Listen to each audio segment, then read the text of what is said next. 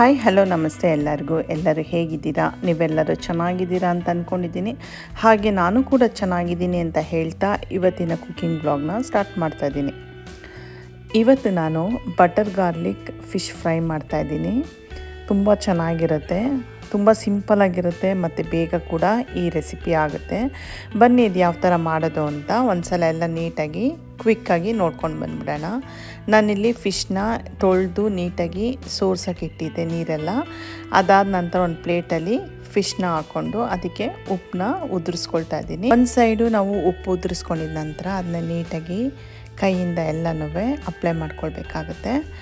ಅದಾದ ನಂತರ ಇನ್ನೊಂದು ಸೈಡು ಕೂಡ ಇದೇ ಥರ ಉಪ್ಪು ಉದುರಿಸಿ ಕೈಯಿಂದ ಅಪ್ಲೈ ಮಾಡಬೇಕು. ನಂತರ ಕಾಳು ಮೆಣಸಿನ ಪುಡಿ ಅಥವಾ ಪೆಪ್ಪರ್ ಪೌಡ್ರನ್ನ ನಾವು ಇಲ್ಲಿ ಹಾಕ್ಕೊಳ್ಬೇಕಾಗುತ್ತೆ. ನೋಡಿ, ಇವಾಗ ಕಾಳು ಮೆಣಸಿನ ಪುಡಿ ಸೇರಿಸ್ಕೊಳ್ತಾ ಇದ್ದೀನಿ.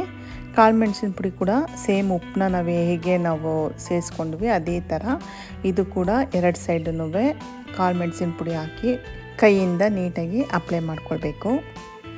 ನಾನಿಲ್ಲಿ ಬಟರ್ ಗಾರ್ಲಿಕ್ ಫಿಶ್ ಫ್ರೈ ಮಾಡ್ತಿರೋದ್ರಿಂದ ಬರೀ ಉಪ್ಪು ಮತ್ತು ಮೆಣಸಿನ ಪುಡಿ ಸೇರಿಸ್ಕೊಳ್ತಾ ಇದ್ದೀನಿ.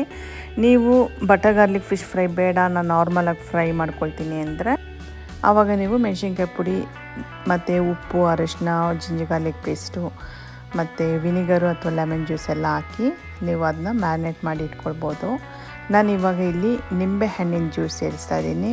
ಉಪ್ಪು ಮತ್ತು ಮೆಣಸಿನ ಪುಡಿ ಎರಡು ಸೇರಿಸ್ಕೊಂಡಿದ ನಂತರ ಲೆಮನ್ ಜ್ಯೂಸ್ ಸೇರಿಸ್ಕೊಳ್ತಾ ಇದ್ದೀನಿ. ಇದು ಕೂಡ ಎರಡು ಸೈಡನ್ನು ನಾವು ಅಪ್ಲೈ ಮಾಡ್ಕೊಳ್ಬೇಕಾಗತ್ತೆ.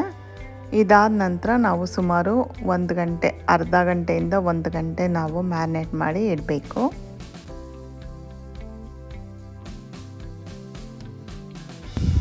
ನೋಡಿ, ಇವಾಗ ನಾನೆಲ್ಲನೂ ನಿಂಬೆ ಹುಳಿ, ಮೆಣಸು ಮತ್ತು ಉಪ್ಪು ಹಾಕಿ ಮ್ಯಾರಿನೇಟ್ ಮಾಡಿ ಇಟ್ಟಿದ್ದೀನಿ.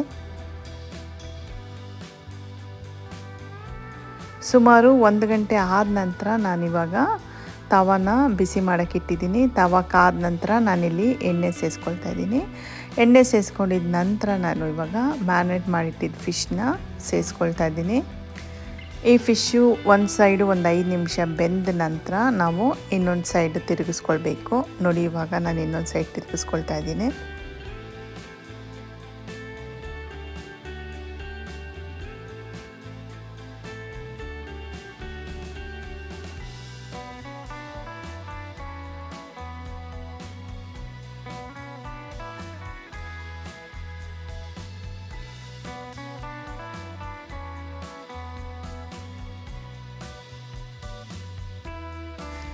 ಫಿಶ್ ಇವಾಗ 2 ಸೈಡ್ ತಿರುಗಿಸಿದ ನಂತರ ನಾನಿಲ್ಲಿ ಸ್ವಲ್ಪ ಬೆಣ್ಣೆನ ಸೇರಿಸ್ಕೊಳ್ತಾ ಇದ್ದೀನಿ.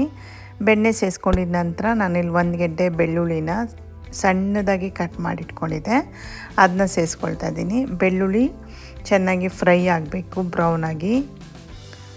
ಮತ್ತು ಇವಾಗಲೇ ಸ್ವಲ್ಪ ನಾನಿಲ್ಲಿ ರೋಸ್ಮೆರಿ ಸೇರಿಸ್ಕೊಳ್ತಾ ಇದ್ದೀನಿ. ರೋಸ್ಮೆರಿ ನಿಮ್ಮ ಹತ್ರ ಇದ್ದರೆ ನೀವು ಸೇರಿಸ್ಕೊಳ್ಳಿ, ಇಲ್ಲ ಅಂದರೆ ಏನು ಪರವಾಗಿಲ್ಲ, ಅದು ಆಪ್ಷನಲ್ಲು. ಇದಾದ ನಂತರ ಸ್ವಲ್ಪ ಲೆಮನ್ ಜ್ಯೂಸನ್ನ ಸೇರಿಸ್ಕೊಳ್ಬೇಕು. ನೋಡಿ, ಇದಿಷ್ಟೇ ಬಟರ್ ಗಾರ್ಲಿಕ್ ಫಿಶ್ ಫ್ರೈ. ತುಂಬ ಚೆನ್ನಾಗಿರುತ್ತೆ, ಸಿಂಪಲ್ಲಾಗಿರುತ್ತೆ, ಬೇಗ ಮಾಡ್ಕೊಳ್ಬೋದು. ನೋಡಿದ್ರಲ್ಲ ಈ ರೆಸಿಪಿ ಯಾವ ಥರ ಮಾಡೋದು ಅಂತ. ನಿಮ್ಗೆ ಈ ರೆಸಿಪಿ ಇಷ್ಟ ಆದರೆ ಪ್ಲೀಸ್ ನನ್ನ ಚಾನೆಲ್ನ ಸಬ್ಸ್ಕ್ರೈಬ್ ಮಾಡಿ ಮತ್ತು ನನ್ನ ಸಪೋರ್ಟ್ ಮಾಡಿ. ಹಾಗೆ ನನ್ನ ವಿಡಿಯೋಗೊಂದು ಲೈಕ್ ಕೊಡಿ ಮತ್ತು ಬೆಲ್ ಬಟನ್ ಒತ್ತೋದನ್ನ ಮರಿಬೇಡಿ. ಯಾಕಂದರೆ ನಾನು ಯಾವುದೇ ಹೊಸ ವಿಡಿಯೋ ಹಾಕಿದ್ರೂ ಫಸ್ಟ್ ನೋಟಿಫಿಕೇಷನ್ ನಿಮಗೆ ಬಂದು ಸೇರುತ್ತೆ. ಇಲ್ಲಿವರೆಗೂ ನನ್ನ ವಿಡಿಯೋ ನೋಡಿದ್ದಕ್ಕಾಗಿ thank you and God bless you.